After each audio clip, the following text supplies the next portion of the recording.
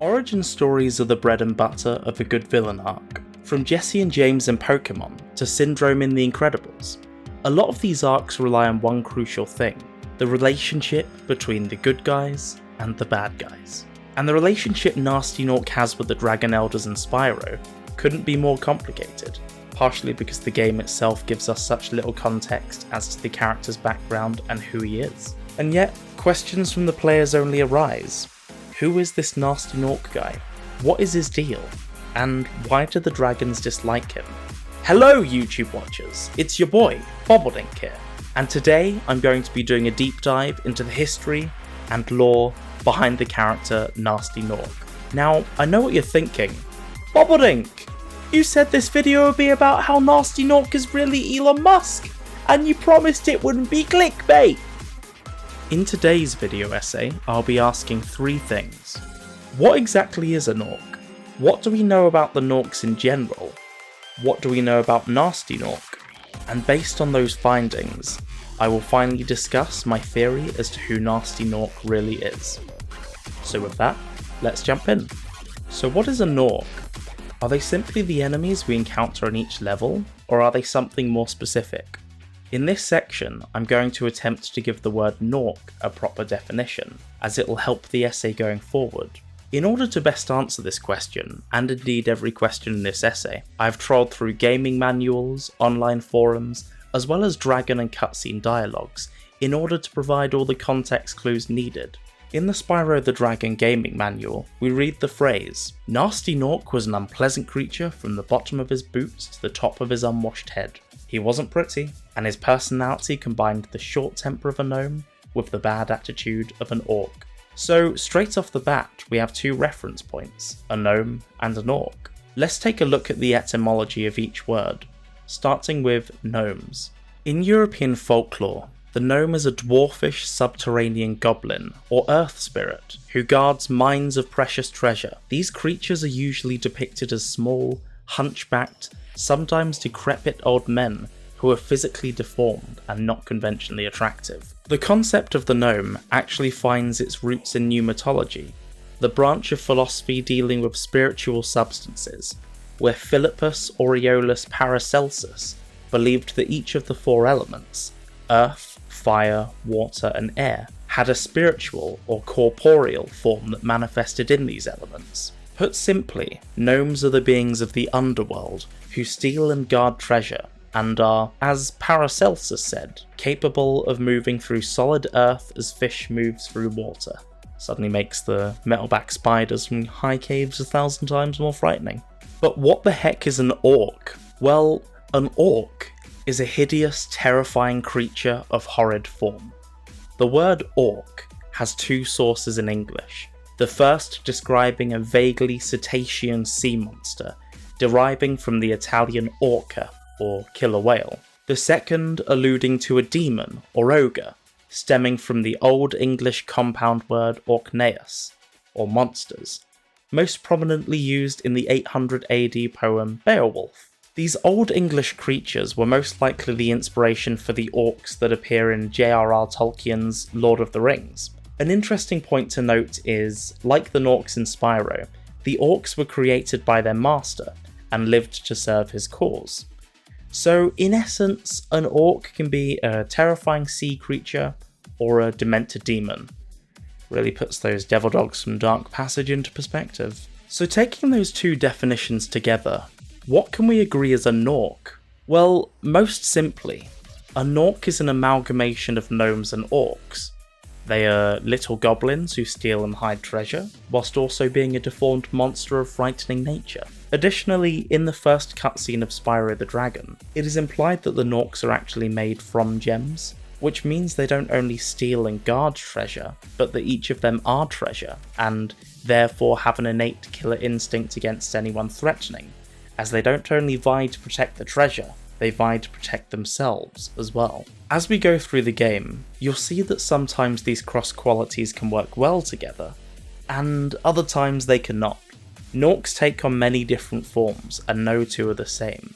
I think often of the real world hybridization of the male lion and female tiger.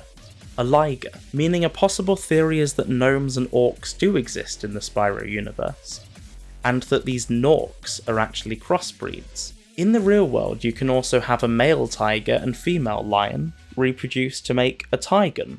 So if we're to believe that Gnorcs are the result of crossbreeding, then does the existence of the Gnorc imply the existence of the Orcombe? Just a little food for thought anyway. Let's move more broadly onto what we know about the Gnorcs in Spyro the Dragon.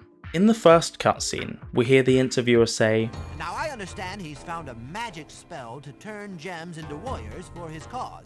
Notice that he says warriors and not Gnorcs, meaning that the enemies we encounter in each level could be Gnorcs or combs or something completely different. In the gaming manual, it even confirms that Gnasty has ordered all types of creatures to get in Spyro's way. Of course, we don't know anything about the spell Gnasty Gnorc supposedly found or what its capabilities are, so we can't say much there. Further to this, the gaming manual also says that Gnasty Gnorc turned all the gems he could find into his willing minions. The word willing implies that the minions do have free will and are able to dictate their own actions. This shows us that the Gnorcs aren't inherently evil beings, and are even capable of being the good guys if they choose to be. If anything, Gnasty Gnorc gives his race a bad rep by making impressionable minions he created do his evil work for him.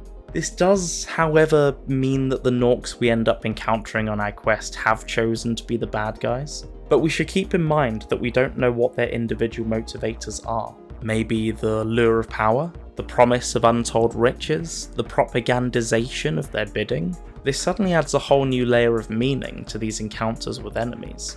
Additionally, this could also explain why there are still many gems scattered around the place despite Gnasty Gnorc supposedly turning every gem he could find into willing minions. Maybe he initially turned those gems into minions, but they swore allegiance to the Dragon Kingdom. But then again, it also says Gnasty is the sloppiest Gnorc, so who knows.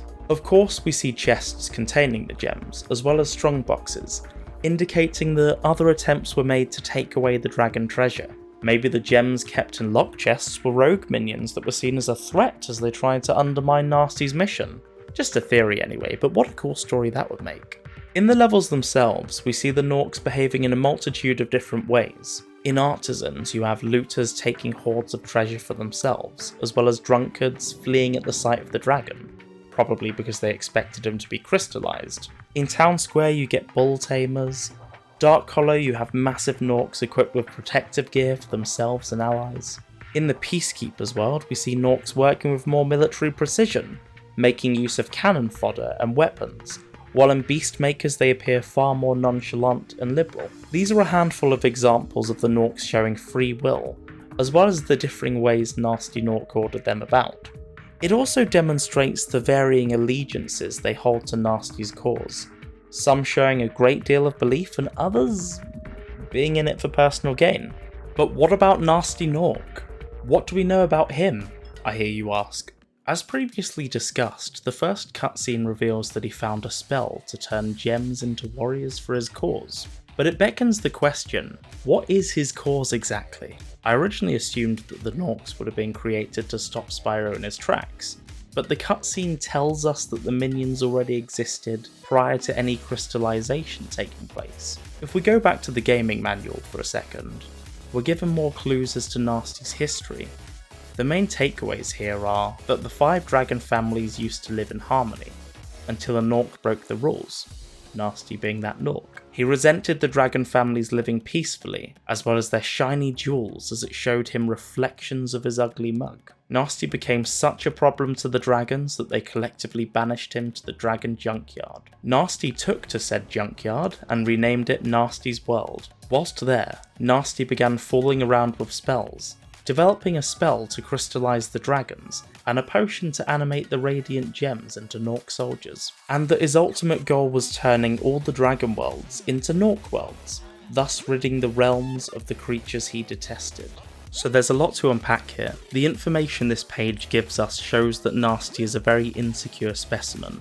Insecure about his appearance, personality, and, I guess, his general hygiene. So much so that the moment Lindar the dragon insults him on live TV, he snaps and crystallizes all the dragons. Gnasty growing to resent the dragon families and the fact they live life peacefully is ironically an example of main character syndrome. The idea that he's the protagonist in his own story and wants to be someone he isn't, be that one of the happy dragons or someone who's far more respected and influential. We have no further information on how Gnasty broke the rules, why he broke the rules, or what these unspoken rules even were. All I can really say is being an ugly Gnorc in a world populated by happy dragon families will cause you to act up. You'll see bitterness and dread in every facet of your life. The obvious route would have been for Gnasty to seek help and work on his mental health. But of course, he wasn't necessarily thinking clearly, and instead decided to cause chaos for the sake of it. The fact the dragons were able to exile Gnorc, as Lindar mentions in the very first cutscene, and contain him in a remote world would suggest that maybe Gnasty Gnorc didn't always possess magical powers, but had to learn them. More broadly, it shows there's a real difference between dragons, who are innate magical beings, and Gnorcs, who have to learn and prepare spells.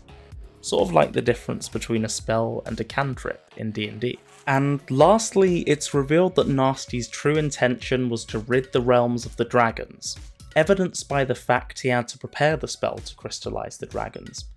This demonstrates that either the crystallization was actually a premeditated attack, or, and I think this is more likely, was planned to be used at some stage anyway, and that Lindar's insulting of Gnasty Gnorc on live TV was the catalyst that prompted the attack. The fact that Spyro and the other dragons knew that this attack came from Gnasty Gnorc, despite never seeing him cast the spell, shows us that this feud between the dragons and Gnasty had clearly been going on for quite some time. But when Spyro finally arrives to confront the bad guy himself, he runs away, much like his little Gnorc minions in the very first level. This is all context that would have been nice to see in the game itself, as I feel a lot of this background really got lost in the translation. But regardless, this still gives us plenty to work with for the next section. So now that we've identified what a Gnorc is, as well as what we know about Gnasty Gnorc and his minions, that leaves us with one more thing to discuss: my theory as to who Gnasty Gnorc truly is. In short, I think Gnasty Gnorc is actually a rich billionaire. Now, this is a theory I alluded to in my previous essay, by the way, check that one out. But my thoughts have changed slightly since then. Not majorly, but certain nuances. So last time we discussed how Gnasty Gnorc set up a factory and business operation in the middle of the ocean, where we see thriving industry and economy. Of course, this wasn't exactly the case. We now know he was exiled to this remote world by the other dragons, meaning that a lot of this architecture was already there.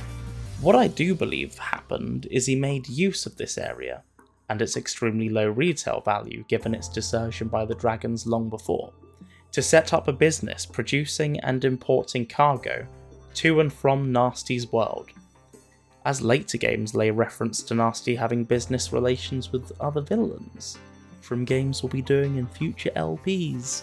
It leads me to believe the cargo is actually a supply of weapons, explosives, and instruments of torture, maybe oil as well, because we see a few silos, and an awfully polluted lake in the case of Twilight Harbour.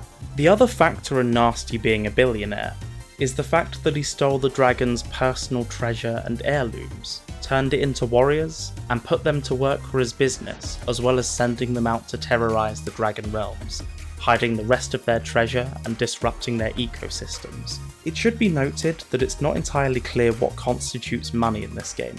Of course, we know later games utilise paywalls in the form of Mr. Moneybags, but here the gems are treated far more like personal assets, rather than monetary tokens.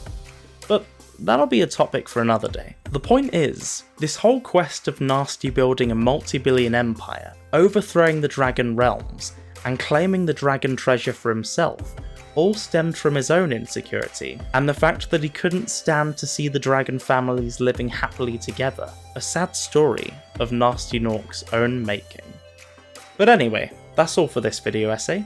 Thank you so much for watching. Be sure to leave a like on this video, And sound off your thoughts in the comments below, as it's fun to build a community and make friends. I'd also love to hear your thoughts on my theories and whether you think they hold any water. And stay tuned for more Spyro content and a brand new Let's Play coming up next week. So until then, Bobbledink, out.